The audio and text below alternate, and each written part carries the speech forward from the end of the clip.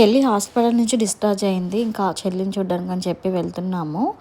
చెల్లికి కావాల్సిన డ్రెసెస్ అవన్నీ కూడా ఒక కవర్లో పెట్టేస్తున్నాను. ఫ్రూట్స్ అవి తీసుకున్న అవి కూడా అన్నీ కలిపి ఒక బ్యాగ్లోనే వేసేస్తున్నాను. అన్ని కవర్లు కలిపి చాలా మూత బరువు అయిపోతుందని చెప్పేసి ఇంకా అన్నీ కలిపి ఒక కవర్లోనే వేస్తున్నాను. ఎక్కువేం తీసుకోవాలా, కర్బూజాని, ఆపిల్కాయ, గ్రేప్సే తీసుకున్నాం. దానిమ్మకాయలు ఏమో అసలు సీజన్ కాదనుకుంటా, అసలు ఎక్కడా కనిపించలే.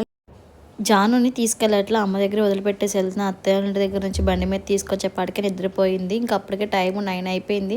డ్యూటీ నుంచి వచ్చి నేను ఫ్రెష్ అయ్యి రెడీ అయ్యి మళ్ళీ అన్నీ ప్యాక్ చేసుకొని వెళ్ళేసరికి ఇక్కడే 9:15 అట్లా అయిపోయింది.